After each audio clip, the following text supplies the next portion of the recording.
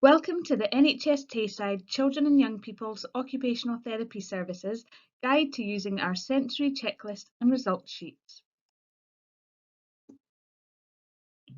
The Sensory Checklist and Sensory Checklist Results Sheets were created to help you draw up a basic sensory profile for your child. Hopefully this will help you to target specific sensory issues and predict potential environmental difficulties for your child in their day-to-day activities. The first step is to complete all the sections of the Sensory Checklist questionnaire. There are 10 questions for each section, one for each of the senses and one relating to the possible effects of sensory difficulties. The checklist will look like this. As you can see, each question on this sheet, for example, relates to the visual system. The checklist goes through each of the senses, asking questions that we might commonly associate with sensory processing issues. Please indicate for each numbered statement whether the statement is true, not true, you are not sure, or was true. There is a place to add comments if you like, and this might help you to think about some of your responses. There are 10 statements for each of the senses. These are visual, auditory, tactile, smell and taste, body awareness or proprioception, vestibular or balance, and a further section relating to the possible effects of your sensory difficulties.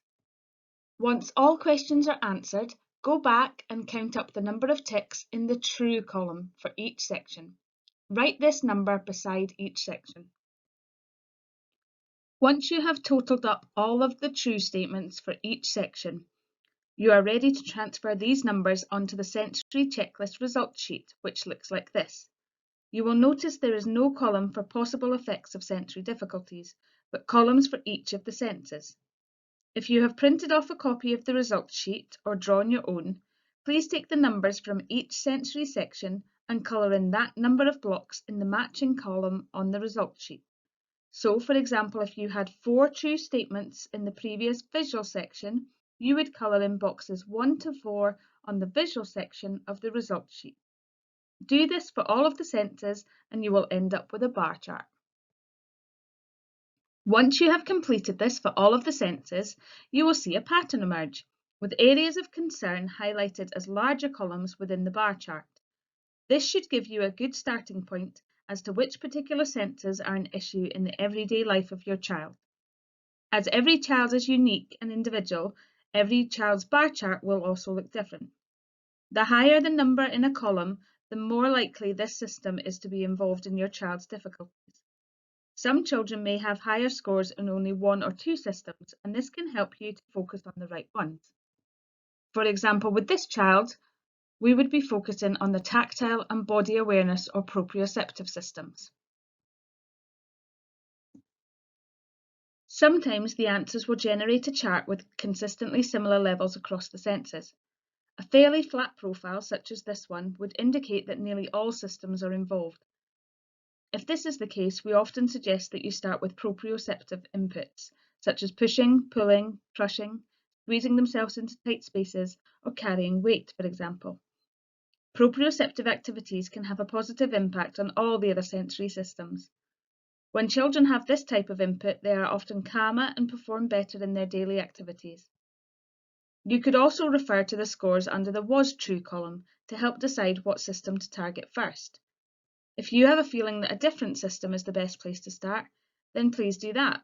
Of course, you know your child best. For those with children who had clear outliers on the chart, these systems are the obvious ones to start with.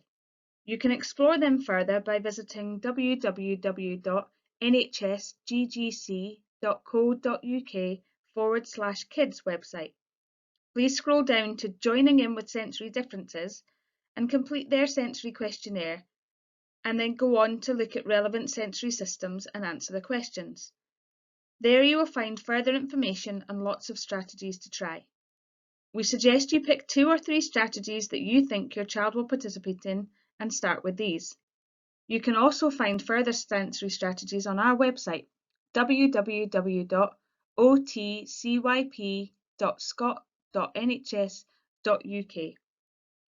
Another useful resource is the OT Toolbox, which has lots of useful strategies and approaches to try. Some further reading materials might include Raising a Sensory Smart Child, which is one of the many useful books out there for parents and children with sensory processing issues. We hope that this guide has been useful. To speak with an occupational therapist about your concerns or for further information, you can access us via our website, Facebook or Twitter account, or you can call our department or advice line or email us on the details shown. Our YouTube channel also has further training resources for you to look at.